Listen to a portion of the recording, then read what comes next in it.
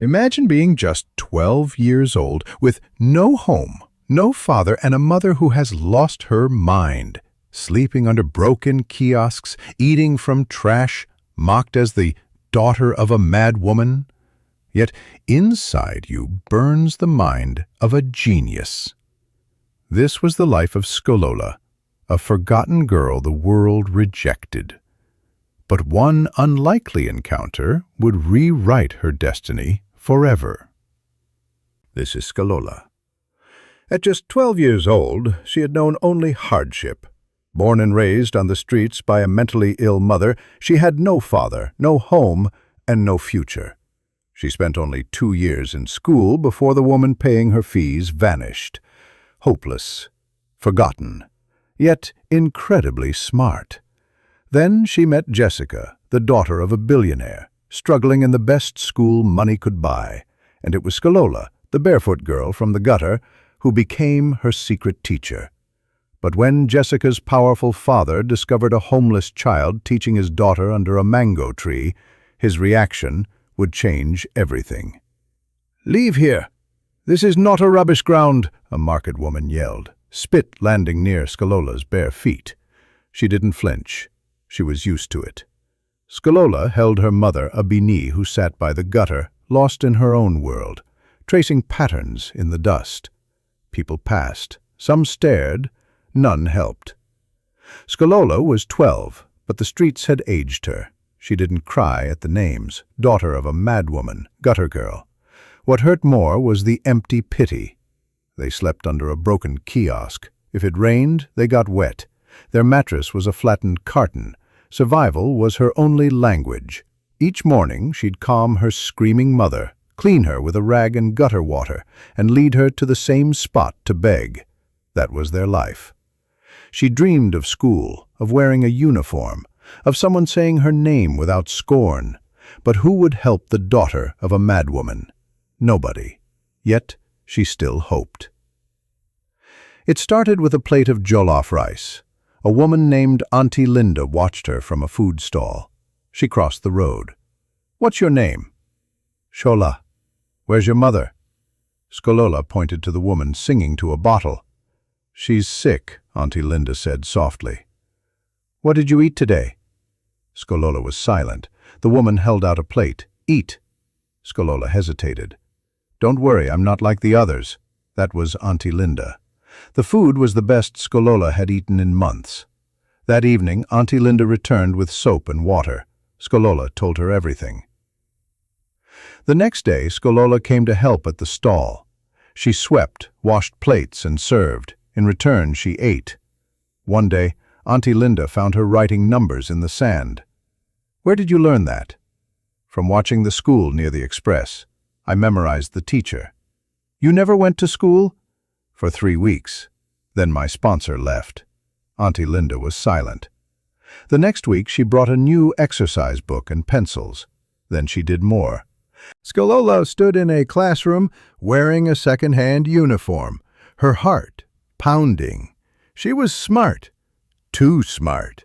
She answered questions older students couldn't. The teachers were amazed. "Who trained this child?" they asked. "Auntie Linda," she'd say. For the first time, she felt seen, loved. Then it ended. Auntie Linda held a white envelope. "My papers for the UK are ready. I'm leaving." Skolola smiled. "So we're traveling?" "No, Skolola, just me." Skolola's world froze. "What about me?" "I paid your fees for this term. Maybe God will send another." Auntie Linda was gone. No goodbye. No one came to pay the next term. The headmistress was clear. No fees, no school. Skolola stood outside the gate for hours, waiting. She never came back. Her old sleeping spot was taken.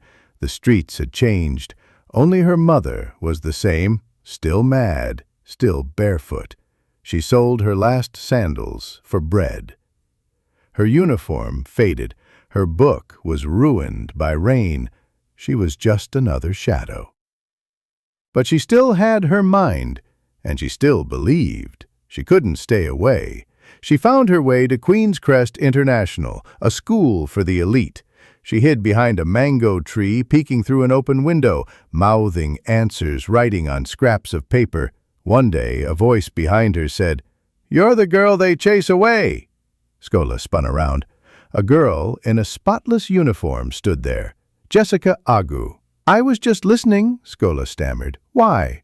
"I want to learn." "People laugh at me too," Jessica said. "They say I'm dumb." She held out a textbook. "Can you teach me this?" Scola looked. "Fractions," she explained. Minutes later, Jessica gasped, "I understand." Scola smiled. "You're not dumb. And you're amazing," Jessica grinned. "Will you come tomorrow?" "They'll chase me." "No, they won't." Jessica brought the security guard over. "This is my friend Scolola. She comes tomorrow. My daddy owns this school. Any problem?" The guard was silent. Under the mango tree, they built a secret world. Jessica brought lunch. Scola brought knowledge. Jessica's grades soared. Her confidence grew. "You're not cursed," Jessica told her. "You're magic." One day, black SUVs rolled into the school. Jessica's father, Chief Agu, had arrived unexpectedly. He found them under the tree. His eyes fell on Scola, barefoot, in rags, clutching a scrap of paper. "Who is this?" his voice boomed. "My friend," Jessica said, stepping forward. "She teaches me. She's the reason I'm passing." Chief Agu was silent. He looked at Scola. "Who are your parents?" "I have no father, sir. My mother is sick. She begs. We have no home." Jessica held Scola's hand tightly. "Take me to your mother," Chief Agu said gently. Terrified, Scola led him to a dusty street near mile 12. Her mother sat on the sidewalk, laughing at nothing.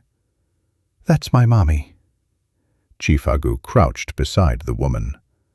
He stood and gave orders to his assistant. "Call Dr. Aisha. Psychiatric care. Now." He turned to Scola. "And you?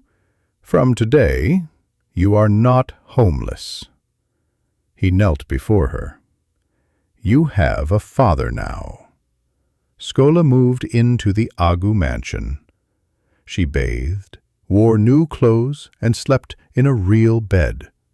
The next morning, she stood beside Jessica in a crisp Queen's Crest uniform. They walked into school together. Gasps followed them. The street girl was now a student. She shone in class. She was brilliant. Chief Agu kept his promise. Scola's mother received treatment. On the 5th visit, she looked at Scola and whispered, "You look like the sky." Scola cried tears of joy. Chief Agu called Scola into his study. "You've changed my daughter's life," he said. "You are my child now." He gave her a new tablet for school. "Thank you for seeing me," she whispered, "when no one else did." That night, Scola looked at the stars. "My name is Scolola. I have a father. I have a friend. I have a future."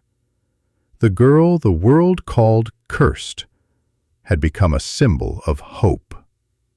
Proof that with compassion and a chance, any soul can rise. No child is born worthless. Every life holds potential. Believe, uplift. Never judge a child by their wealth.